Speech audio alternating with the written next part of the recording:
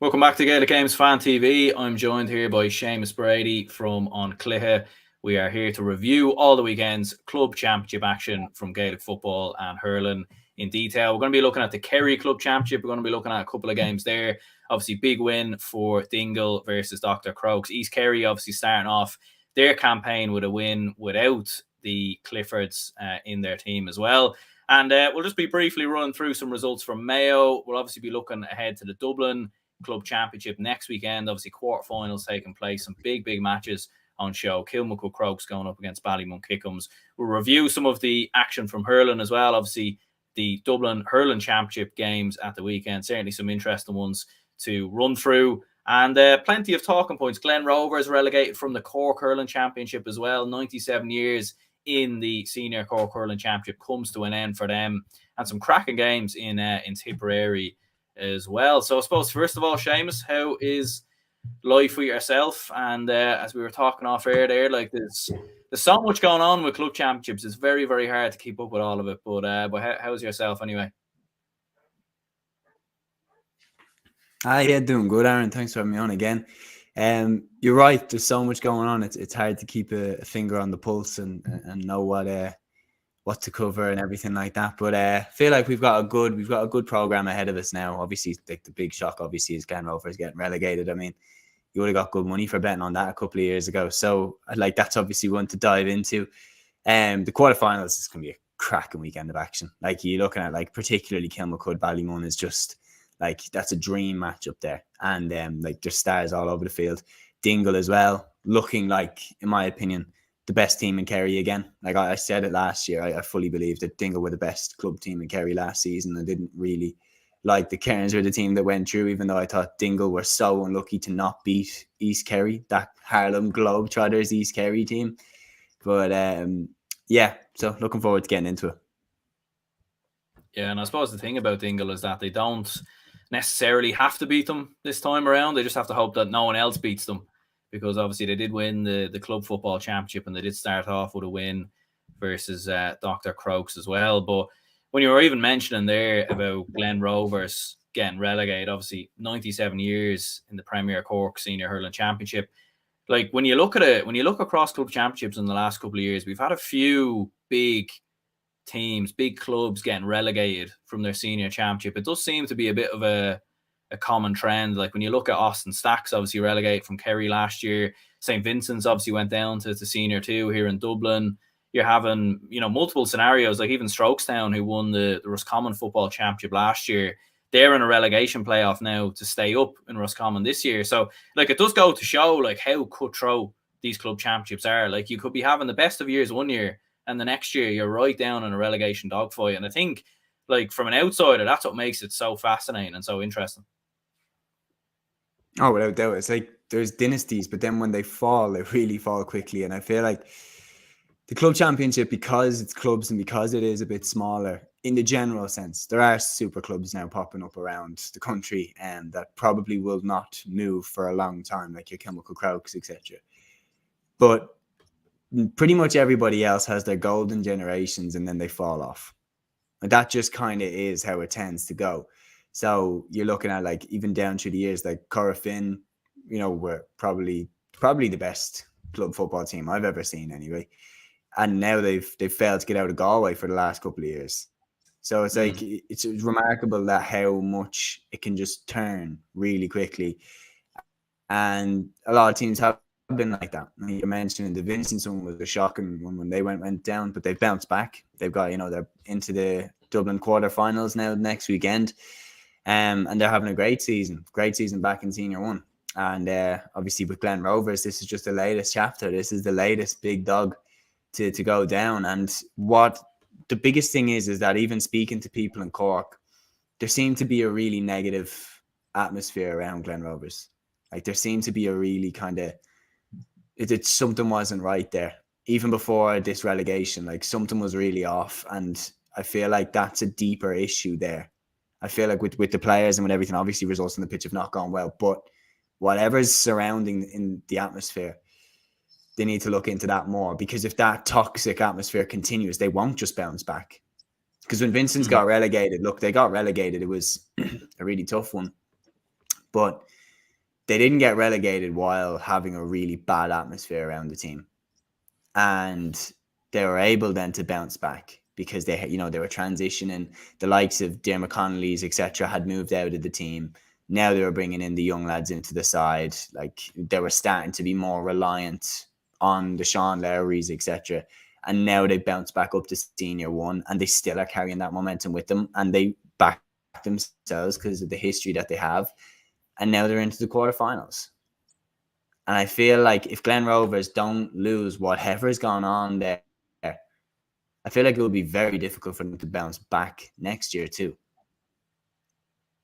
Yeah, like, and that's the thing, is that we've even seen this with Portumna as well in Galway with Joe Canning at the helm. Like, I think sometimes you can have your star player and you can have a big name in your team, but I think at the same time it can also be a hindrance in some ways because it puts too much responsibility on that said player. And I think it's no coincidence, like, a lot of these big teams who've been getting relegated, Austin Stacks with Kieran Donaghy, for example, you look at Portumna with Joe Canning, and obviously Glen Rovers with Patrick Horgan. Now, I know every scenario and every situation has its own story, and we don't know the ins and outs of all those championships. But when you look at it sometimes, and we see this sometimes even in inter-county hurling at times, where there's almost too much responsibility on one big player and it's not shared out evenly. So you just hope for those counties next, or for those clubs next year, that, the reset might do them the world of good. Because as you said with Vincent's, like, Vincent's had been on the slide for a good couple of years, and they got relegated. I wouldn't say they hit rock bottom necessarily. I mean, getting relegated can happen, but at the same time, it was the perfect reset. They went through senior two, winning games, the confidence is back up. And as you said, look at them now. They could, playing Raheny this weekend, a game that I can definitely see Vincent's winning. And who knows from there what can potentially happen. You're 1 or 2 wins away then from possibly winning it. So, it's mad what can happen. But that's the other thing as well, like, Aaron, like, absolutely. And it's like, but if you look at Crokes, don't get me wrong, Crokes have Mannion, Shane Walsh, like Shane Cunningham, Darren Mullen. But if you look at it, Crokes have a system. They had a system that no matter who is in that position, they play the exact same way. And I feel like you're absolutely right when you were talking about, like, with Joe Canning for Portumna, Patrick Horgan for Glen Rovers, players like this where you kind of look and just rely on them to do it all by themselves. Crokes didn't have Paul Mannion or Shane Walsh on the field in their first game against St. Sylvester's, and they still won with a man down. Like, it's just one of those things that, like, look, are Paul Mannion and Shane Walsh the best players to have in those positions? Yes, absolutely, they are the best players to have in those positions. But Crokes play a way which still ends up with a very good player having a very high percentage shot at the posts pretty much every time. Walsh and Mannion are more likely to pull off those shots, and they're more likely to create some magic elsewhere. But Crokes will play very similarly, no matter if they have Walsh or Mannion on the field. And that's what makes them the best, in my opinion. Not the individual brilliance of those players. What makes Crokes the best is that they are 15 fantastic players who play a system that they know down to a T. Because if you're looking at that saying, well, oh, Crokes this, Crokes that, why couldn't Crokes win in 2019? Why couldn't they win in 2020? Why couldn't they win in this? They turned a corner when they got Robbie Brennan in. Because all of a sudden, this system now is down to a T. It's perfect. And in every game, they always work the percentage shots, and they always get it to the right man at the right time, regardless of who he is. And that's why when you look at other teams as well, like even teams that don't have county players, you look at even teams, I know we're looking at it from a Dublin point of view, but if you look at it, you look at your Thomas Davises, for example, who've always been competitive in Dublin. They've one player on the Dublin team, Cian Murphy, a wing-back. Yeah. And yet they're still always competitive in the Dublin Championship because they know their system down to a T, and they're 15 good players, and they're not reliant on anybody. And you could take 1 or 2 lads out of that team and it doesn't make any difference. That's the difference. Yeah, like, and even when you look at Lucan Sarsfields as well and other teams, don't have a huge amount of county stars. Like, it does go to show. All right, Gavin says here, Matt, if Strokestown lose to Western Gales, they'll be playing intermediate in Roscommon next year, considering they won the county and put it up to the Connacht champions, Mike Cullen, the previous year. Yeah, and that's another perfect example right there. Dublin is great, and when is Ballymun versus Crokes? as Keane says here, Saturday at 4:45 on RT2. And Gaelic Statsman says here, well, lads, Glen, Napirshig, and potentially Bride Rovers and Carrick Toohill in the Senior A Hurling Championship in 2024. Sides like Kanturk, Charleville, and Father O'Neill's are up in the Premier Senior Hurling Championship, and Blarney could join them. Changing times, yeah. And look, it could be, yeah. Like, and even when you look at the Clare Hurling Championship as well, we won't necessarily discuss it today, but like that championship is wide open as well, and a lot of the big hitters like Ballier, aren't in there. So it does go to show. But I suppose what we'll do is run through maybe some brief results in the Kerry County Championship. So maybe start things off with East Kerry, who beat South Kerry 3-13 to 1-11. Temple No with a victory as well, 2-13 to 18 points against West Kerry. So great result from them. And interesting enough, there was no David Clifford and there was no Paddy Clifford. And there was actually another man from Fossa who stood up, and that is Emmett O'Shea. Don't know a huge deal about him, to be perfectly honest, but he scored 2 goals and 2 points. And we will have a clip to look at in just a brief moment of one of his goals. But goes to show that maybe Fossa, like all the talks about, it has been about Fossa recently in the last couple of weeks, which is great to see. But again, maybe they're a club that's actually not so reliant on the Cliffords. And you've got someone like Emmett O'Shea who comes into East Kerry, scores 2-2, and practically wins them the game. Well, that's it. I feel like as well, when you look at it, like the victory over Austin Stacks was crazy. Like when you look at the history of the two clubs, like for Fossa to beat Austin Stacks is mental. And like I'm sure everybody watching this has seen the clip of David Clifford swinging over that last minute point to level the game. Like, so look, for Fossa to do that is remarkable. But again, yeah, you're absolutely right. Look, was Clifford leading the fight? Yes, he always is on every team that he ever plays on, and probably on every team that he ever will play on. But you need a supporting cast. You always do. And it looks like he has a damn good one with Emmett O'Shea and with Paddy Clifford. Like, that definitely helps as to why they were able to beat Stacks. 100%. And I'll tell you what, we'll even actually have a look at this goal that Emmett O'Shea scored, because it's a top class finish. So we might just have a quick look at it. Kick out coming out towards the centre, ball batted down there. Luke Crowley's there. Luke Crowley gets the ball into his hands there going forward. See Luke Crowley. Luke Crowley plays a good ball away inside. Chance here. She has it. Tips it over the top and into the end. A super goal. Rocked the ball inside and really flicked it over. Tell you what, good finish. And it goes to show the amount of talent that actually is in Kerry, in fairness. Like when you look at moments like that. And even another game worth discussing, obviously Dingle's victory over Dr. Crokes, which was obviously live on TG Cahar. You had Conor Gainey stepping up with a goal and 8 points. I remember him being involved with underage teams in Kerry in the last couple of seasons. So he scored a goal and 8 points to drag Dingle to the victory over Dr. Crokes in the county championship. So, like another big player stepping up, and it could be interesting to see with Kerry, like all the talk obviously about David Clifford, Paddy Clifford, but it goes to show there are other players in the county who could possibly make the step up into the senior team maybe next year. I don't know, I obviously don't see these players week in, week out, and you don't either, but it'd be interesting to know what Kerry fans think anyway. Well, it's just from an outside perspective looking in. It's like, look, Paddy Clifford and Paul Gainey had good games in the All-Ireland final, but the reality is that when David wasn't firing, Kerry did not look as threatening. It's just 100. And that's the most simple statement of all time. But it's true. Once David Clifford wasn't at it, Kerry looked not very threatening at all going forward. And that's why Dublin were so relaxed and able to win the All-Ireland final. So there's a space there for another top forward to come through. Like you've got there, like Dara Roach looked like maybe he was onto it. Donald O'Sullivan, Tony Brosnan, these guys, like they've thrown a few names in and around. But there's a space there, and you're looking at the likes of Conor Gainey, Emmett O'Shea, and you're saying like there's a space there potentially with your name on it, lads, if you want to go for it. The one that I'm most interested in when you're talking with Kerry is Mark O'Connor playing for Dingle. That's one that again I'm very interested in, like, because for me it's destiny that this guy plays for Kerry one day.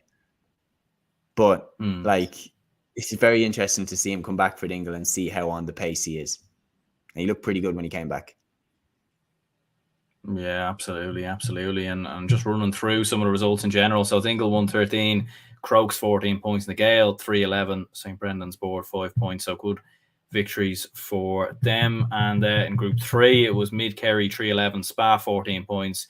Kerrans O'Rahilly's, they started with a win, a goal and 21 points to 116 of Shannon Rangers. Kenmare Shamrocks beat fellow Rangers 13 points to 9 points. And a good win for Rathmore as well, who beat St. Kieran's 20 points to 214. Actually, a draw that game. So there we go. So, yeah, looking at Dingle, I mean, they won the club championship, as we obviously seen. Obviously, there's two championships in Kerry. I know maybe neutrals might be getting a little bit confused, but Dingle, as we said, obviously last season, I think they were beaten in the semi-finals by East Kerry by that late moment of magic really from Paul Murphy. They've won the club championship. They've beaten Crokes. They've got Conor Gainey on son. They've obviously got Paul Gainey in there as well. A wealth of players. Like, they're looking like they are, to be fair, the front runners, you'd have to say, in Kerry at the moment. I mean, don't get me wrong, East Kerry are going to be an absolute force, like when they get the Cliffords back into their team, and they probably will be the favourites. But in general, if we're looking at a team who's going to represent Kerry in the club, you know, later on in the Munster Club Football Championship and everything else, it's looking like Dingle's going to be that side.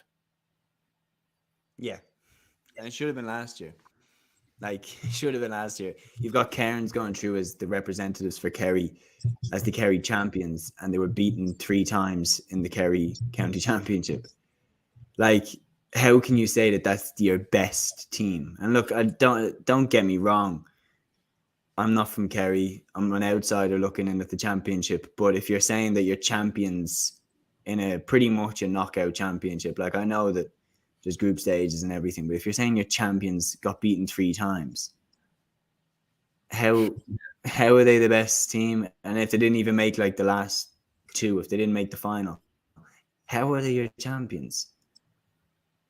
I know that they won the other championship and that's how they went through, but it's like, yeah, I just felt like Dingle were by far better last year, and I think that they would have given Crokes a better game in that semi-final. I think they could have beaten them even.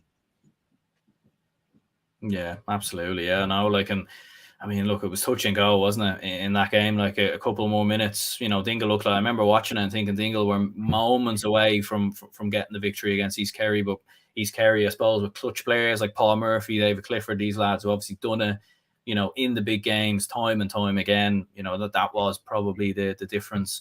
In fairness, might just maybe run through some results from the Mayo Club Championship. So obviously some big results here. Brafey, they beat Mayo Gales 210 to 9 points, and there was also a big result for Ballina Stephenites 124 to 212 versus Bala. In Group 2, Charlestown Sarsfields put themselves through, beating Ballydoreen 9 points to 7, and Westport made it 3 wins from 3 versus Clare Morris 16 points to 1-5.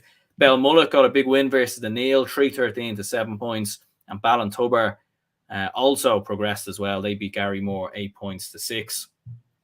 And in Group 4, you remember Knockmore, they obviously won the county championship a couple of years ago. They beat Ackamore 113 to 8 points, and Castlebar Mitchells beat Ballyhonus 19 to 10 points. And if we have a look at the quarter-finals, then definitely some interesting quarter-finals in there. So I have a image here to throw up. So here we go. Ballina Stephenites versus Belmullet, Ballintubber versus Castlebar Mitchells, Knockmore versus Charlestown Sarsfields, Westport versus Brafey.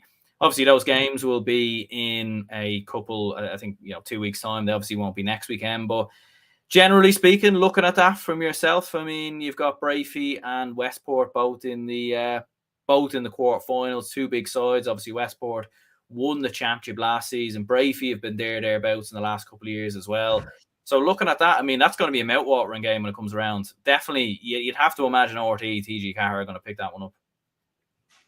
Yeah, you'd imagine so. But I feel like it would be interesting to see what they actually go for.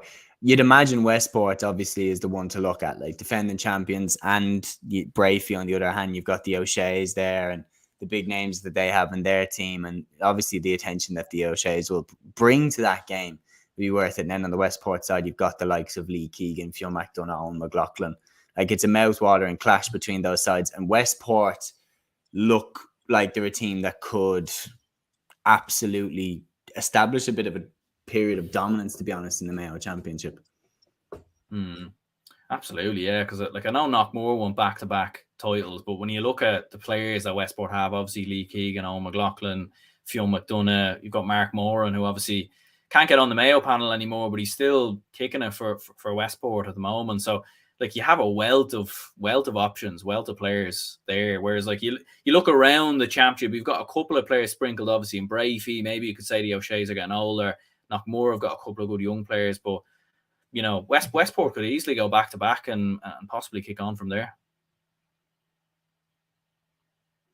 Well, that's it. Is that like they've broken the dam, if that makes sense? Like, they've got their first ever Mayo title there last year. That baggage off the back is huge now that that's gone. And like, look, moving forward from there, how many can they get now that they've got the taste for winning? How many can they get? That's the ultimate question. So yeah, I think it's massive that they managed to get that first one over the line. And now the question is, can anyone stop them? You're obviously looking at your Knockmores, you're looking at your Castlebar Mitchells, like traditional kind of powerhouses in Mayo football. You're looking at that, and you're looking at them. I know Knockmore, like recent champions, obviously Kevin McLaughlin's retired. They still have the likes of Aidan Orme, Darren McHale, like huge talent there. And they'd kind of be one that I'd be looking at as a definite direct contender to take Westport's crown.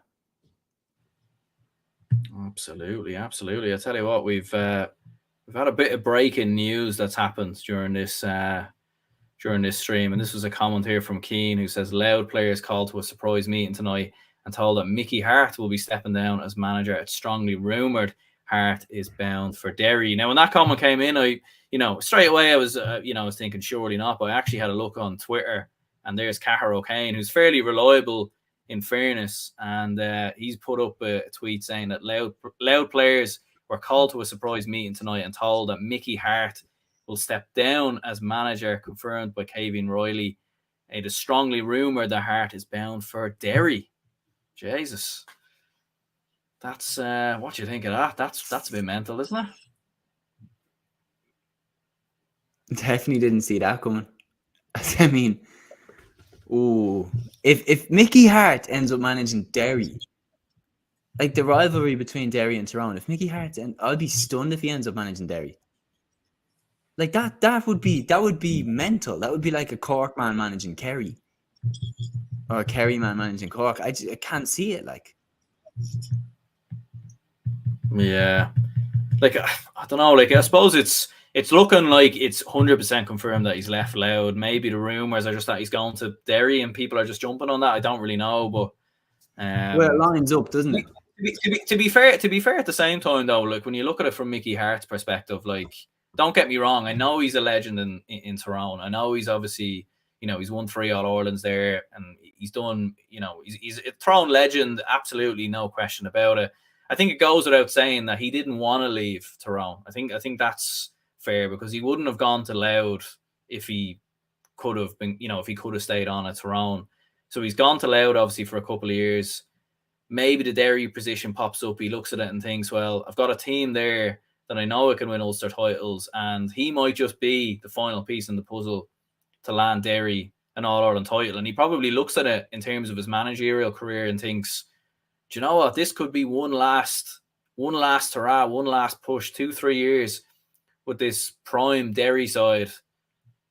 That maybe is what he could be looking at it, if it is true. Well, that's it as well. And you have to look at other things as well when you're talking about it, and look at it in the lens of like what has happened in the last month, 2 months. Well, I'd say what's happened. Derry lost Mean and they need another manager. Tyrone extended Brian Dewar and Fergal Logan when some people didn't want them to do that. And now he's just been confirmed to step down from Loud. So, I mean, kind of stars are aligned for him to potentially do a shock takeover. But I still would put it down as a shock. I would be shocked if he takes it. Because I do think, like, he's a legend as a Tyrone boss. And does it take away from his legacy in some way if he does go to Derry? I wouldn't say it takes away from his legacy as a Tyrone manager, because when you look at what he has done, like he literally is the grandfather of Tyrone football. But you're looking at it and you're saying, like, surely not. Surely he doesn't go to Derry. Derry are such a rival to Tyrone. Yeah, and actually, Cahir O'Kane has just tweeted again, actually, and he's just said it Mickey Hart looks bound for Derry after stepping down as Loud manager, more to follow. So they're obviously hearing something somewhere. Like, there's a whole article up here basically saying that he's very rumoured to be going to Derry. So I think it's more than a rumour. Could that change it, though? Could that change it? Like, now that it's out, cat's out the bag type, could that change it? Yeah, you never know. You never know, because I mean, we all seen the rumours last year with Kieran Donaghy going to Roscommon, and then all of a sudden it completely back forward. So you just never really know. But Jesus, yeah, that would be a mad one, all right. Like, and as you said there, like, would he damage his legacy at Tyrone? Do you think if he actually did go and take the Derry job? Like, for myself personally, I would look at it and think, I think Tyrone fans should look at the bigger picture and think, look, he delivered 3 All-Ireland titles while he was there as manager. At the end of the day, it wasn't his decision for leaving. It is a big rival, though, and it's a strange one, because in some ways maybe it'd be like Jim Gavin going to manage Meath or something like that. Maybe it's a different scenario because Meath aren't on the same level as Dublin. But what do you think? Does that damage his reputation if he goes to Derry?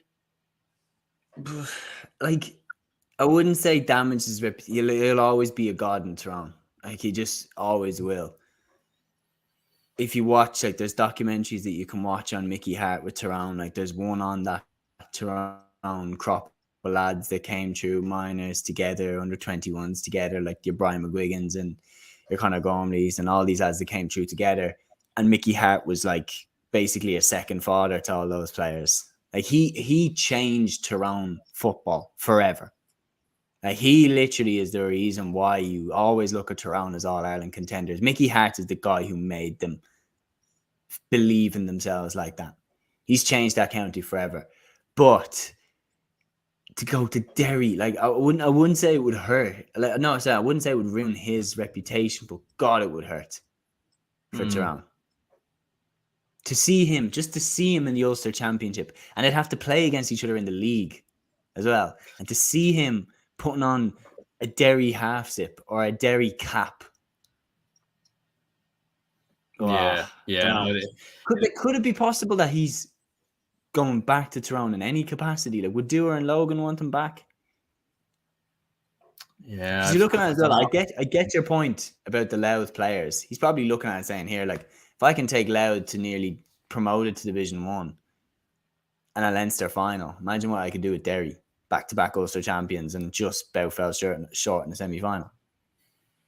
Yeah, and Gavin says here, sad to see Mickey Hart abandon Loud, made major progress. Like, to be honest, I do look at it and I think at the end of the day, I don't know if you can do more with Loud. And I don't want to sound disrespectful there, like, but you look at it, they haven't had much underage. I know he's brought through a couple of players here and there, and you have Sam Mulroy, you have some great players. I don't know if he can take them further. Do you know that way? Like, I think Loud could be in a bit of a relegation battle in Division 2 next year, with all due respect. Like, but so look, I think he's probably looked at it and thought this is another opportunity that's come up. But as you said, like, with the fact that be line now for Derry, I think a lot of Tyrone fans didn't necessarily want Brian Dewar and Fergal Logan to stay on as well. I think that was the general consensus. And you know, but like, after that quarterfinal,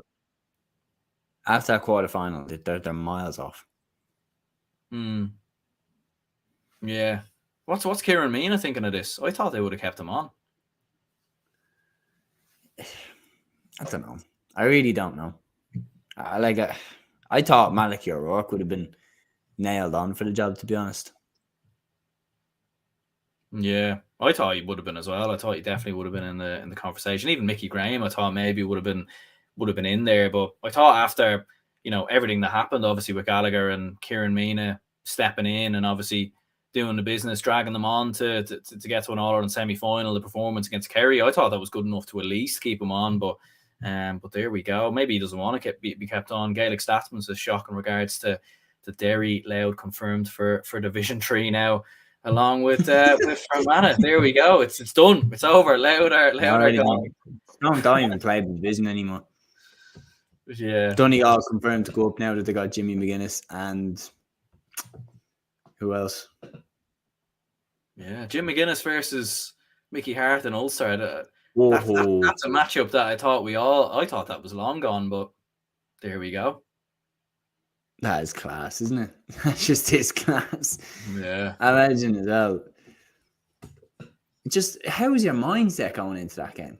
Like, how's your mindset if you're Mickey Hart and you're facing off against Tyrone, the county that you like adore, and like you are the godfather of football in Tyrone, and you're going there with Derry, one of the biggest rivals. Like, how is your head going into that game? Yeah, I think you're probably just hitting the first person you see, I think.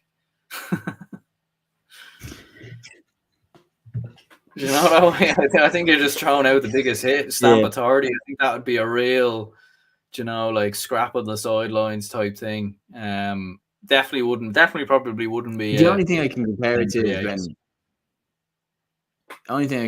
is when Mourinho came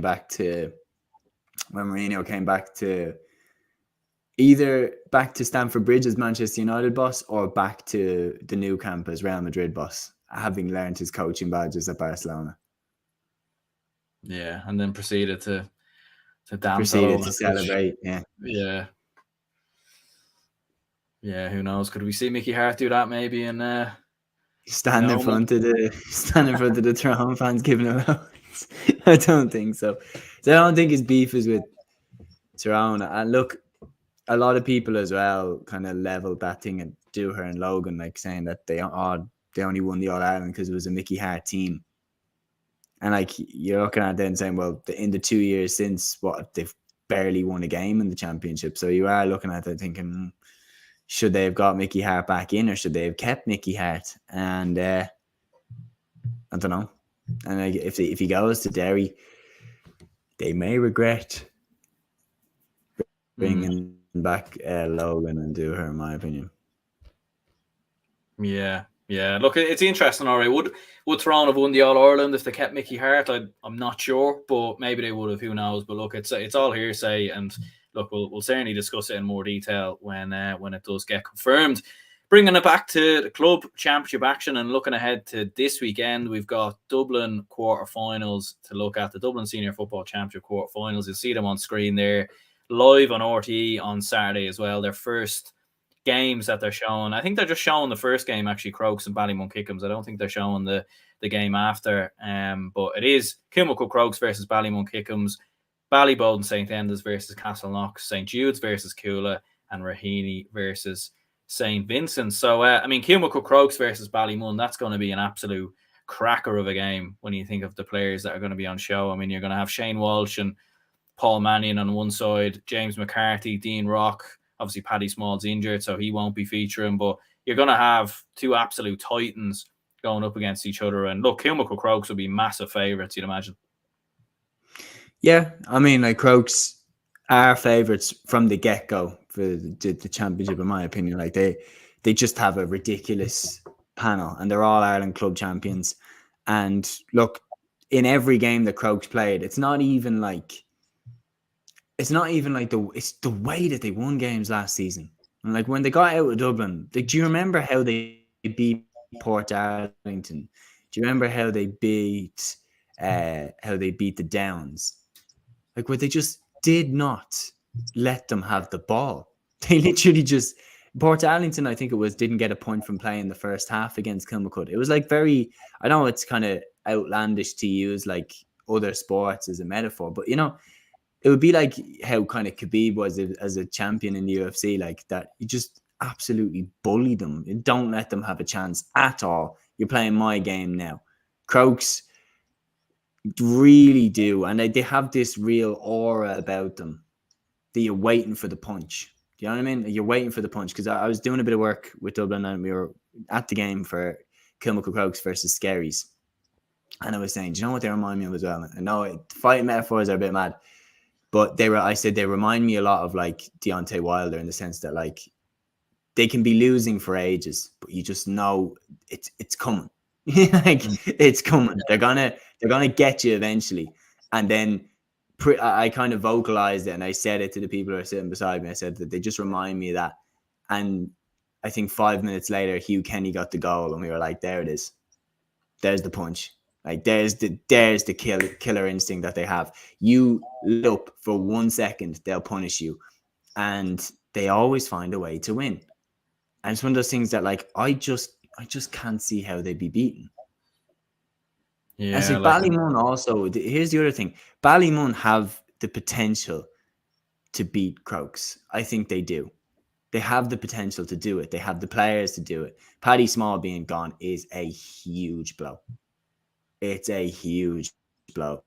And there's a lot now riding on Dean Rock. A lot. Like Robbie Bolger has emerged as definitely a talent and someone to keep an eye out on. But Paddy Small is like, he's the main man for them in the forwards now. And him being gone is huge. And Crokes down the other end only have Mannion and Walsh hitting top form now. In my opinion, there's no way for me to look past Crokes to win this game. I think Crokes win this, and I'd be stunned if anybody manages to stop them winning the whole championship. Yeah, like, cause I think the problem with Ballymun generally has been over the last couple of years is that, yes, that they do have some serious footballers, and Dean Rock, James McCarthy, Paddy Small, obviously previously he's injured for this game, but generally outside of that, like you look at, as you said with Kilmacud, like I know they have Walsh and Paul Mannion, but as you mentioned earlier, like outside of that, their talent is so supreme with Darren Mullen, who I think has been very unlucky not to come into the Dublin team in the last couple of years. Even look, further back, Theo Clancy, Dan O'Brien, Conor Ferris, very reliable between the sticks. So like it's not just Walsh and Mannion that drives this Croke side. It's the other players there. It's the system. And it's the fact that they do now have a stranglehold, as you said, over this Dublin championship. And it does look like it's only going to go one way. I think the only team, in my opinion, that I think can stop them is Ballybowden. I think they're the only team I think they have the potential to really put it up to them. But at the same time, Ballybowden have had a lot of very flat performances in the last couple of years in big games where they've just completely been annihilated. So you just never really know what's going to happen there. But you're fancying Kilmacud to beat Ballymun by how much? I am going, yeah, I'm narrowly tipping towards Crokes. I watched the Ballymun Ballybowden game, and I know that's game one, and I know that the lads were fresh off Dean Rock's wedding a few days earlier, so maybe they were feeling a bit down in the dumps on that field. But I just looked at it and I just thought, like, it is a Ballymun team that I think, and I do not mean this in any sort of a disrespectful way, but I do think they're still a top side, and I still think that they have a championship in them, but I do think that they have peaked. I don't think that's a disrespectful thing to say. When you look at their best players, like Dean Rock, James McCarthy, they're on the wrong side of 30. Mm-hmm. And I do think that their best years was probably 2020. 2020, they were awesome. Yeah. 2020, they were just perfect. And the club championship didn't continue into the All-Ireland series. It would have given them a very good chance of going on and winning that All-Ireland club championship in 2020. I think that they were probably, arguably, if not the best team. They were so perfect in that Dublin championship that year. But I do think that Crokes now are just, it's their time. And I'm going for Crokes to win. I'd say by about 3 or 4 points. Yeah, like, in general, like, what do you think? I know this is a very tough question to answer, but what do you think a team needs to do to beat this Kilmacud Crokes team? It's very difficult. I think if you're looking at it, number one is lose the fear factor. So Skerries did that really well against Crokes. They did show them no respect. They got stuck into them. Castleknock the same. Like, Castleknock hit Crokes for 2 goals in the first half. Or for a goal in the first half. They hit them for 2 goals overall. Skerries absolutely launched in high ball after high ball in the last 10 minutes and did have Crokes sweating at the end. That's what you need to do. Have no fear. And like, I know that's such a basic thing, but Crokes have that aura now. They have that fear factor aura about them where you're waiting for Wallace to do something. You're waiting for Mannion to do something. And that can almost make you make mistakes. So the first step is lose the fear factor, ignore them. Do as the Dublin team did. Ignore them. Regardless of who you're playing, treat them as any other opponent and ignore them. The next thing you need to do is, as I said, stop that early onslaught. Crokes are always able to get into a fantastic position, particularly last season when they got out of the Dublin Championship. They always had a fast start. Like, do you remember any game, Aaron, where Crokes were not ahead after 20, 25 minutes?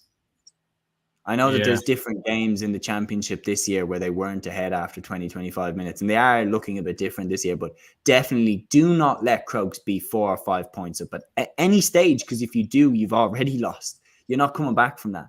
Not against this team. They control the game from then on out. You need to make sure that you get ahead of them early. And then on top of that, Walsh and Mannion, like, as best you can, just block off the percentage shots. It's a really, really hard thing to do to beat them, because they don't really have any weaknesses. No, they like, don't I think, really. Yeah. I think to be honest with you, like, I think the best time to actually beat them, I think, is now, is the Dublin Club Championship, because if they come through Dublin, they'll win the All Ireland, in my opinion, because there's nobody in Leinster, I don't think, that can come near them. I think Naas, I haven't really kept an eye on the Kildare Club Championship, so if I'm wrong about this, I'm sorry. But if Naas are coming through that, I think maybe they can push them. They can somewhat challenge them. But generally, I think Kilmacud Crokes are way too good for everyone else in Leinster. And then when you look at it further ahead in the All Ireland series, like, they're, whoever's going to come through Ulster will obviously probably be the big test, and we'll see what happens from there. But I think now is the time maybe to catch them, just to catch them on an off day, to catch them on the hop. Like, you remember last year when they played Thomas Davis in the quarterfinals, and I think Thomas Davis scored 2 early goals and really, done very well. I think it was only a 3-4 point game. You look at it and think, if that had been a better team on that occasion, maybe they might have been caught. But as you said there, it's looking very unlikely. That's it. Like, they've, in my opinion, it's one of those things where, like, they've achieved that aura now where you feel like you have to take every opportunity you get against them. And if you kick 2 or 3 wides, you're like, oh, no. Like, you've already messed it up. It's the pressure of playing them as well. And then actually, it's even like playing, in my opinion, the Dublin footballers, the Limerick footballers, it is. The Limerick hurlers, where you get into those attacking positions and you get those chances. And how many times in Leinster, I know Dublin would absolutely trash Meath, Kildare and everything else, but a lot of the time, like, Meath and Kildare were missing easy opportunities, easy chances. And you would think, why is that happening? And that's because of the pressure. You need to take those chances against the big teams. But that's it. Even doing the media work at Parnell Park for the games, like, Crokes walk out and you're walking past Paul Mannion, Shane Walsh, Craig Diaz, Rory O'Carroll. Like, and you're like, all these lads, like, it's very intimidating to walk past a group of lads that have however many All-Irelands, however many All-Stars, have kicked 9 points, Shane Walsh did, in an All-Ireland football final. Like, very, very difficult to go up against those lads, especially if you're a young lad, especially if you're 20, 21, and to be marking a Craig Diaz or to be marking a Paul Mannion and think, yeah, I'm going to get the best of this fella. You'd have to be a bit, like, low-key mad in a good way, or, like, really, really confident in your own abilities. Absolutely. Looking at the other quarterfinals, Ballybowden versus Castleknock, what are you thinking there? I mean, Ballybowden be big favourites there, you'd imagine. But Castleknock, to be fair, tend to cause the odd couple of surprises here and there. I've actually been impressed with Castleknock now in a couple of games that they played this year. I thought in the first game against Kerry's, I thought they looked very good, very ruthless. Apart from that, like, you're looking at other games that they had. The Kilmacud Crokes game, definitely they showed a lot of attacking ability in that game. Like, they were really, really strong in that game. But Crokes just were too strong in the end and really killed it off in the third quarter. Like, the Hugh Kenny goal in the second half really, really pushed them clear. And then in the game against St. Sylvester's, like, St. Sylvester's had everything on the line in that game. And for Castleknock to come out and get the victory, in my opinion, really shows they are on it this year. You're looking at the form of the likes of Tommy McDaniel, who's really, really shooting the lights out. Kieran Kilkenny is chipping in, doing his bit again. Luke Swan is playing really, really well.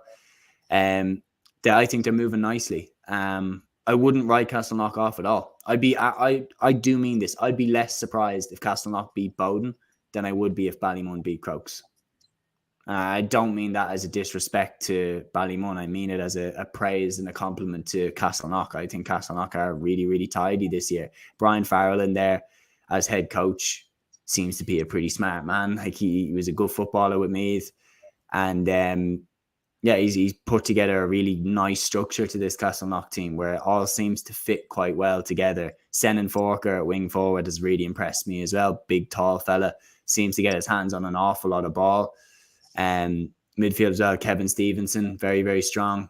Like, they're well drilled, this Castleknock team, and they put it up to Crokes for a long, long period. You look at Ballybowden on the other hand, very, very good start to the championship. 3 out of 3. You can't argue with that. So you do have to make them favourites. And like their victory over Ballymun was really, really impressive, the way they kicked for home at the end, and clutch plays being made by Pascal, Warren Egan, people like that. So you would have to make them favourites. They haven't put a foot wrong.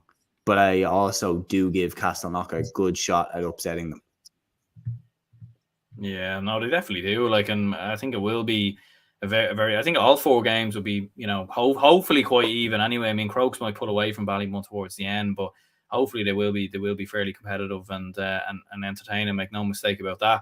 St. Jude's versus Coola. What are you thinking there? I mean, Coola have made good bit of progress over the last couple of years. St. Jude's obviously in the final 2 seasons ago seem to have gotten back on side this time around. But again, like, this is St. Jude's have looked better so far, you would say, in the championship. But like, it could go either way.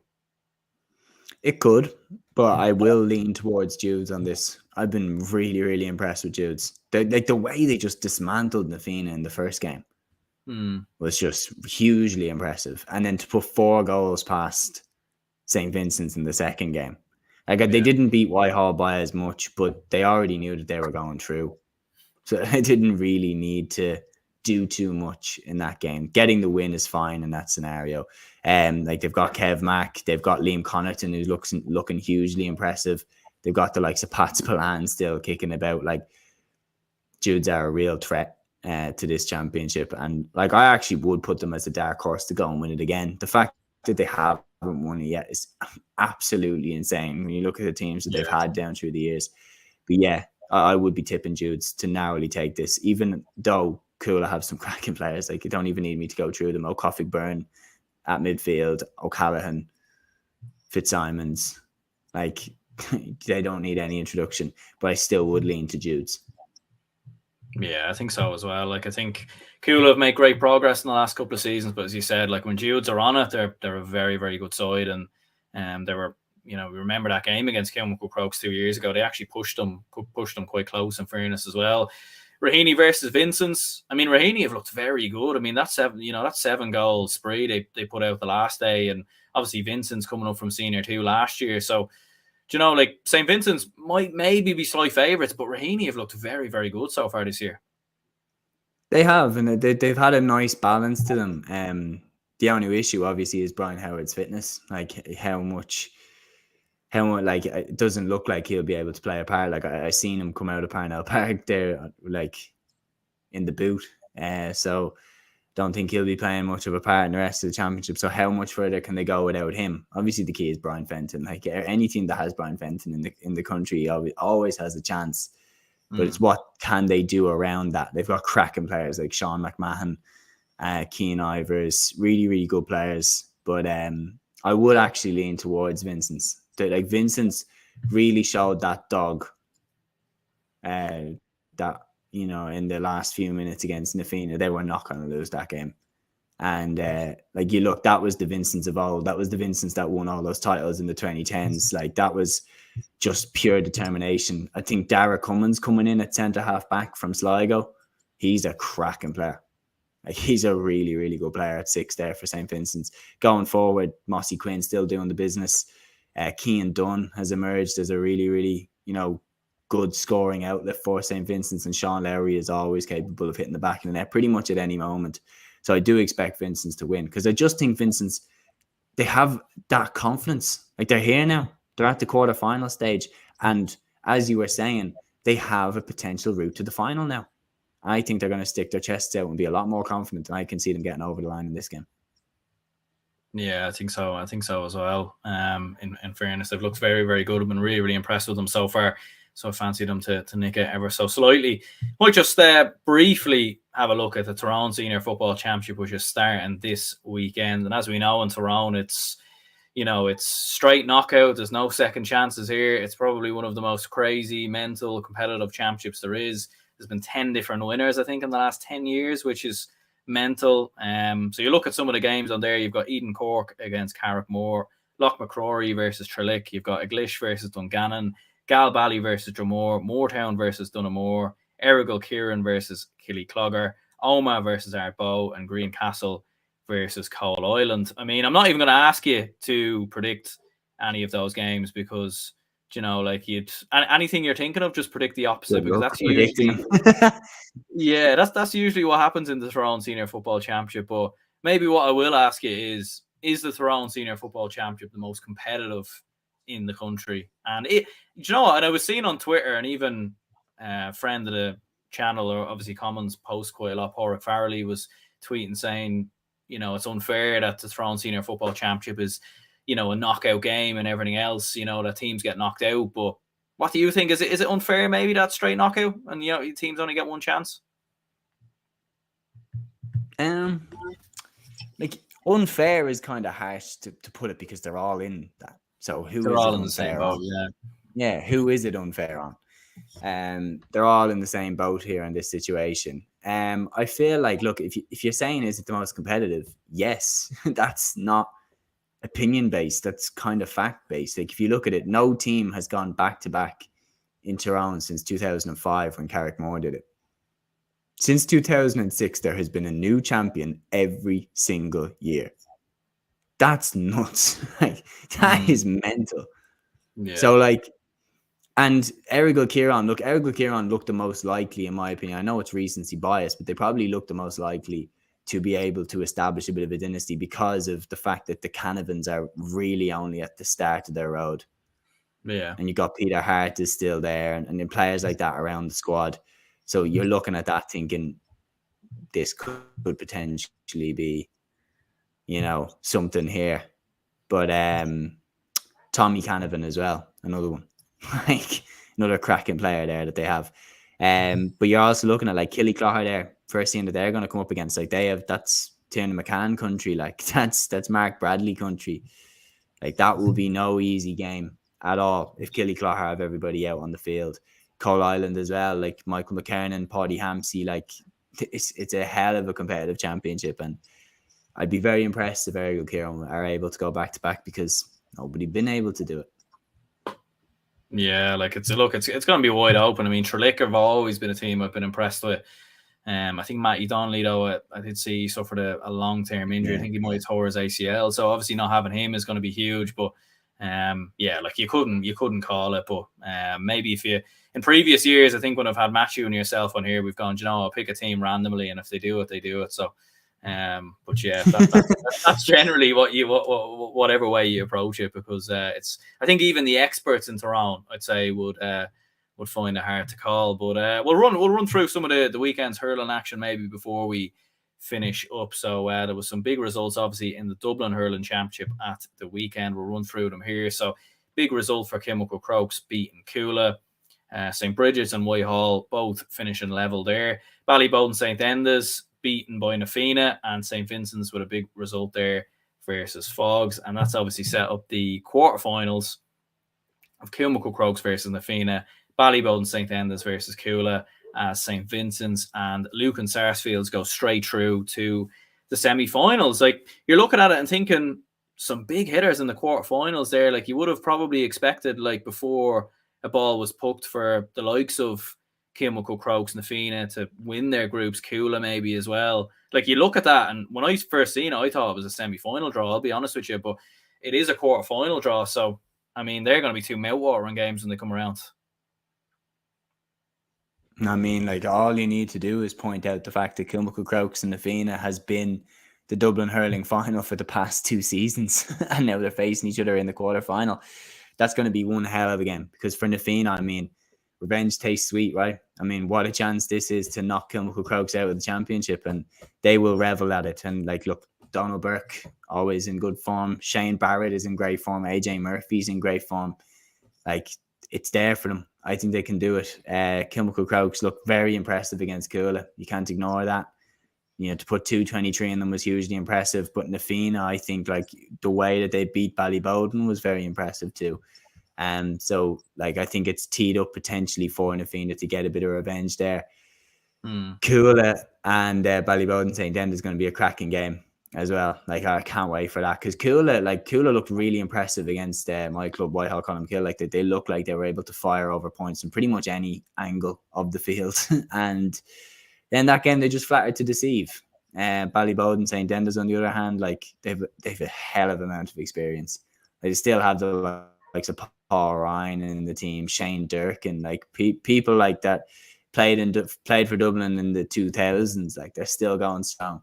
So Bowden are a different animal than Coola came up against in other games. So, be very interested to see how they match up.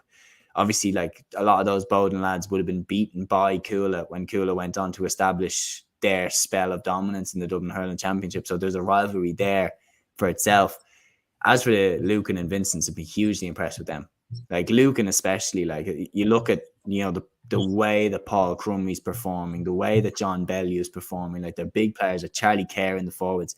Their big players are really stepping up. And like, Paul Crummey's goal, I don't know if you've seen it. Did you see Paul Crummey's goal? Like, the one where he's coming in from the end line. Oh my God, what a finish. And like, Lucan are they're moving very nicely. Charlie Carter is there as manager. He's put together a very shrewd team. And like, I actually do consider them, probably now, having seen them play, I'd actually say that I think that they could win not even could. I actually am tipping them to win the Dublin Championship now. Like, they beat Coola and Crokes and Whitehall, like, back to back to back. And then there's one more team that has completely slipped my mind. Bridget's, sorry. So they played all those. They played Crokes, winners the past 2 years. Coola, winners before that. Bridget's, finalists in 2019, sorry.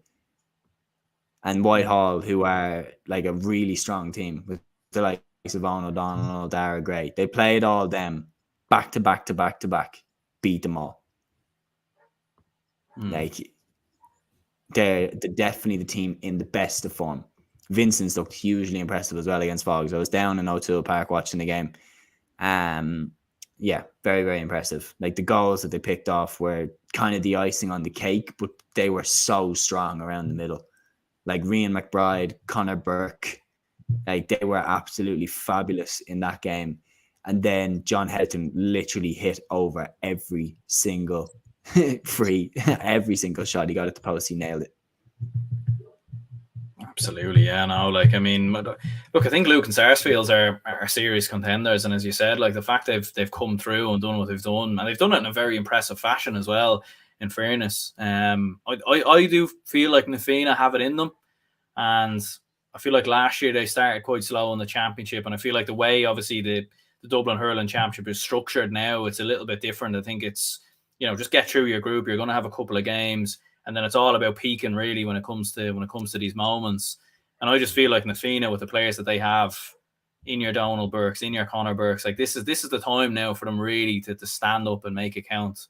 And you think back to the last 2 seasons, obviously, last year they were very flat. They were very poor in that final. They had so many chances that they missed. You think back to the season previous where they had that game won, and then obviously Kilmacud come roaring back, send it to extra time and go on to win it. So I feel like Nafina do have it in them, but I feel like at the same time they're almost their worst enemy at the same time, if you get me. Yeah. I feel like the fact that they've lost in 2 previous finals, it'd be huge amount of pressure on them if they make it back, because it's starting to become a thing, isn't it? It's not even the fact that they've lost back-to-back hurling finals. It's the fact that they lost the football final as well by a point. Like, they'd be low-key thinking, okay, we have to break this. run of, falling at the final hurdle when everybody expects us to win. So like the pressure will get bigger and bigger on them the more finals they make and don't win. So there'll be more pressure on them if they make this final this year than there was in 2021.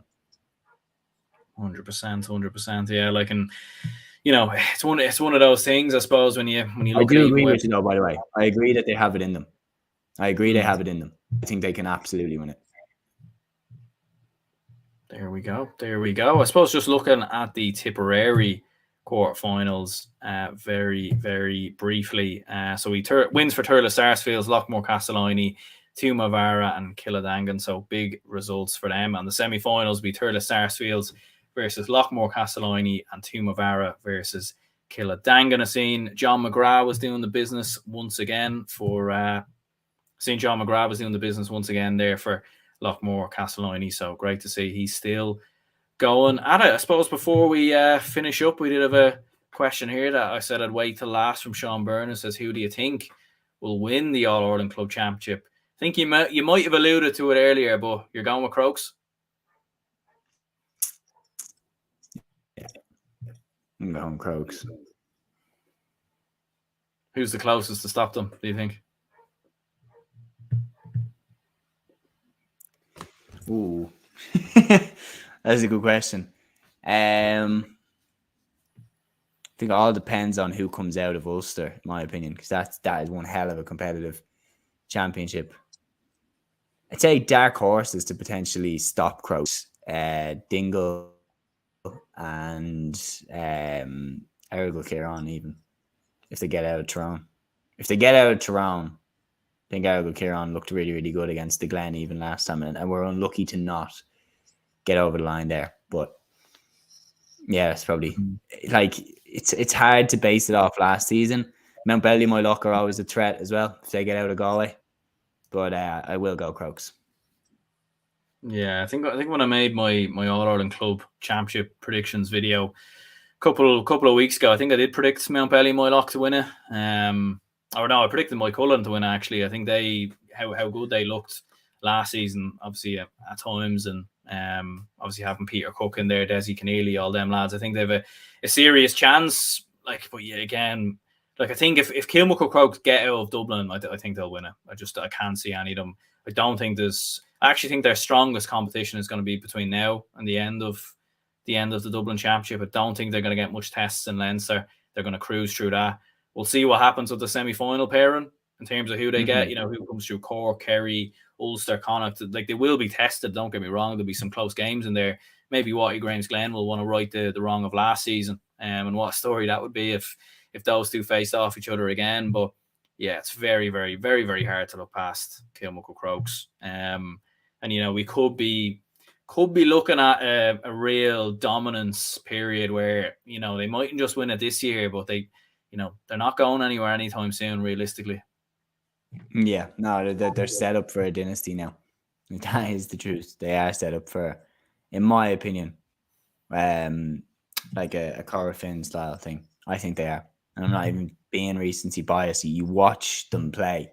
They play the same no matter who is on the field for them. They play the same and get the same results.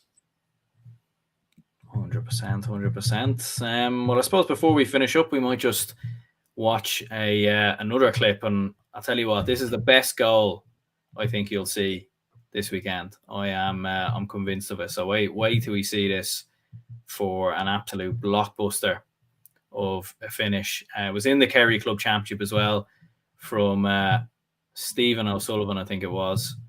So if we can get it here, just give me a moment. A few technical issues there. I think we'll come back to that. But it was a brilliant finish. I'd recommend anyone to go and check it out. But yeah, have a look at it for sure. Perfect stuff. So yeah, look, we'll go ahead and wrap this up here. Anyway, Seamus, thank you very much for coming on. Much appreciated. And I'm sure you'll be watching the Dublin Club Championship obviously this weekend. So much appreciated for you jumping on. For anyone who tuned in, leave a like, subscribe. Make sure to check out Seamus's channel on Cliha as well. And we will chat to you all later.